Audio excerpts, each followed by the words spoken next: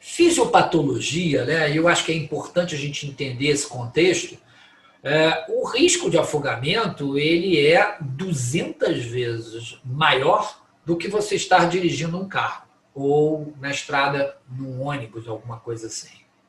E ele basta você estar no entorno da água, você não precisa estar dentro da água, para que esse risco já seja maior. Então eu tenho, por exemplo, uma criança que sabe que a piscina é perigosa, então ela não vai entrar na água, mas passa um cachorro e dá um empurrãozinho e ela cai dentro da água. Isso não é uma coisa incomum, né?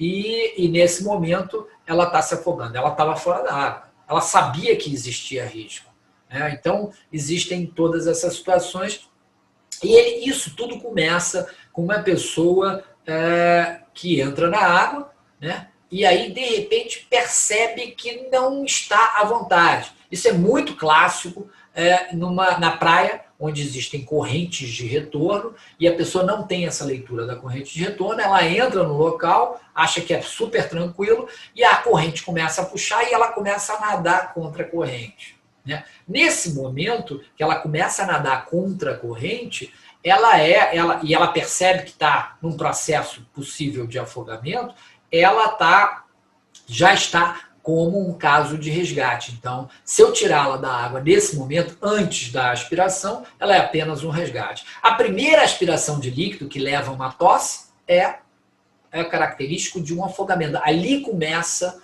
o afogamento patologia.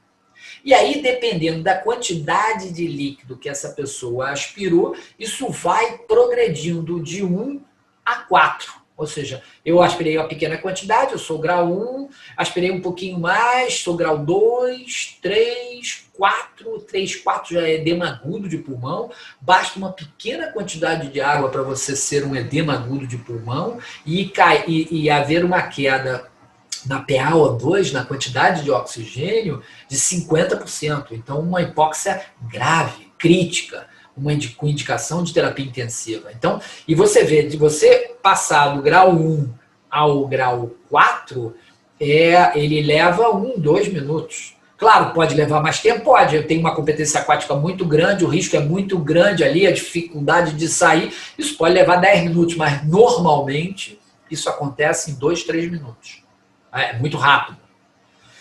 E esse grau 4, que está em edema agudo de pulmão, a hipóxia é tão grande que ele chega num determinado momento em que a quantidade de oxigênio não é o suficiente para manter a consciência, e aí ele apaga, perde a respiração e perde a consciência, ao mesmo tempo ele é um grau 5.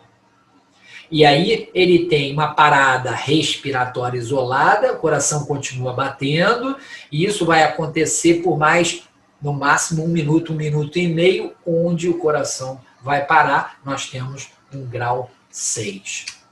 Vamos ver isso à luz do start aquático, né, que eu acho que é bem interessante. Nós temos 4 tipos de vítimas.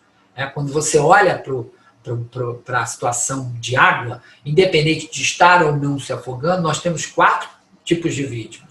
Nós temos a vítima verde, é aquela que está no sufoco, mas ela ainda não sabe. Então, você tem a leitura e a visão de que a pessoa está fazendo um comportamento de risco, né? E ela pode se afogar e ela não sabe ainda. Essa pessoa está tranquila e ela colabora bastante. A melhor intervenção para essa pessoa é a intervenção de prevenção reativa. Nós temos, em seguida, se ninguém fez a intervenção nessa pessoa, nessa situação, nós temos a vítima amarela. É aquela que está se afogando, ela já sabe que está se afogando, ela está estressada, mas ela ainda está buscando alternativas para sair daquela situação. Ela normalmente colabora, né? E ela normalmente ajuda você. Você pode pedir para ela nadar junto com você, você pode pedir para ela ajudar, mas claro que existe uma tênue membrana entre a vítima amarela e a vítima vermelha. A vítima amarela passa a ser vermelha quando ela não consegue encontrar alternativas para sair daquela situação. E aí ela entra no que a gente chama na nomenclatura em inglês em distress, ou seja, ela entra em total confusão, né, em total desespero, que aí ela não está te ouvindo mais, ela não pensa mais razoavelmente, e aí essa vítima normalmente vai te agarrar. Então, toda vítima amarela ou vermelha, ela tem o risco de te agarrar, porque ela não compreende, ela quer uma tábua de salvação. Tá?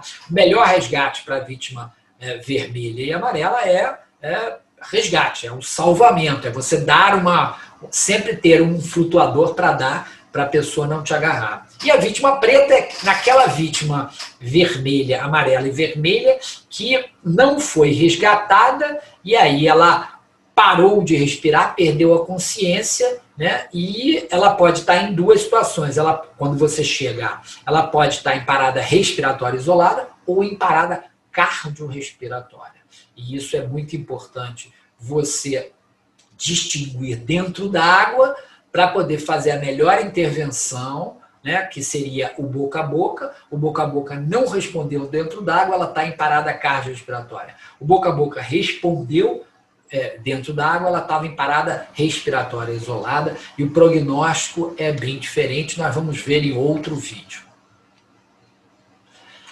É importante também, dentro da fisiopatologia do afogamento, você entender que o fator em comum que existe é a hipóxia, tanto o afogamento em água doce quanto água salgada. Antigamente existia a ideia de que isso era separado, a gente deveria separar, afogamento em água doce tinha uma fisiopatologia diferente do água salgada. Hoje em dia a gente sabe que não existe isso. Ambas têm hipóxia, que é o fator fundamental de gravidade e severidade do afogamento, né? E o prognóstico é o mesmo, independente do tipo de água, e o tratamento é o mesmo. Eu trouxe esse raio-x aqui para vocês entenderem um pouco, para dar um pouco materialização do que é a água aspirada. Esse é um grau 2, e você pode ver aí à direita, né, do teu vídeo, no pulmão direito, uma pequena hipotransparência na região parilar. Isso é um grau 2, uma aspiração pequena de água. E esse é o grau 3, você pode ver uma aspiração maior de água, né? Entendendo que o grau 3 e o grau 4 é aquele quadro onde tem uma hipóxia severa, com indicação de intubação, terapia intensiva, ventilação mecânica.